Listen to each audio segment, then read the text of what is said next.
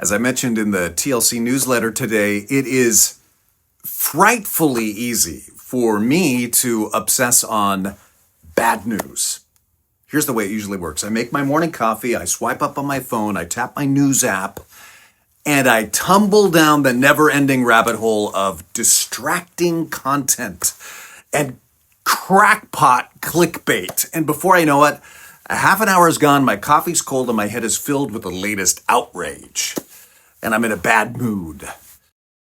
Well, if you're a news addict like me, it turns out that's a hard addiction to stop because your next fix is just one little thumb twitch away. Now, of course, the news isn't all bad. It helps us know how to pray for people. But obviously, it also makes it very easy to imagine the world is only filled with sin and sorrow.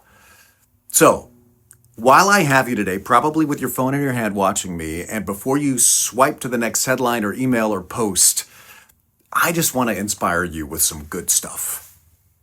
You know, I love the verse from Colossians. It's Colossians 1:6, where Paul says, the gospel is bearing fruit and growing throughout the whole world, just as it has been doing among you since the day you heard it and truly understood God's grace.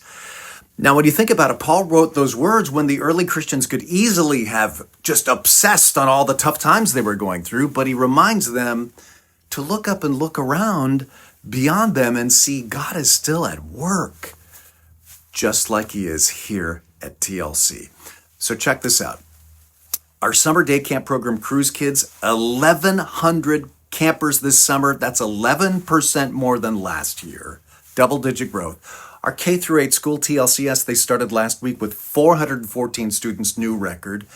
June church attendance, 7% over the year before. July church attendance, 10% over the year before.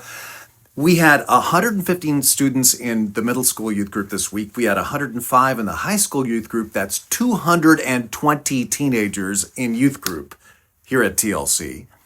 The Hope Center construction is zooming along. The concrete's going to be poured next Wednesday, Lord willing.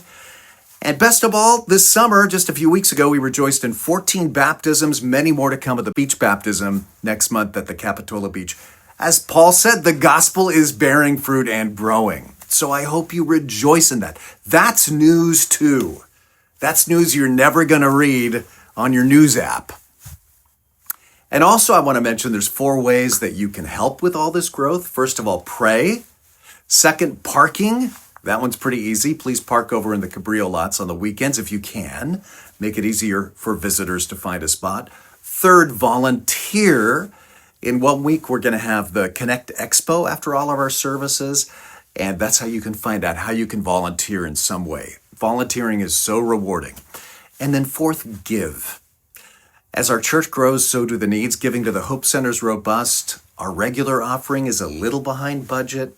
So if you aren't giving yet, please prayerfully consider it. You can find out how at tlc.org/give. But most of all, I want to thank you so much for your joy, for your love. I feel so blessed that I get to be a pastor at such a healthy congregation. And I want you to know I am so excited that I get to see you all again this weekend. Pray for the sermon, and I hope to see you in person. God bless you.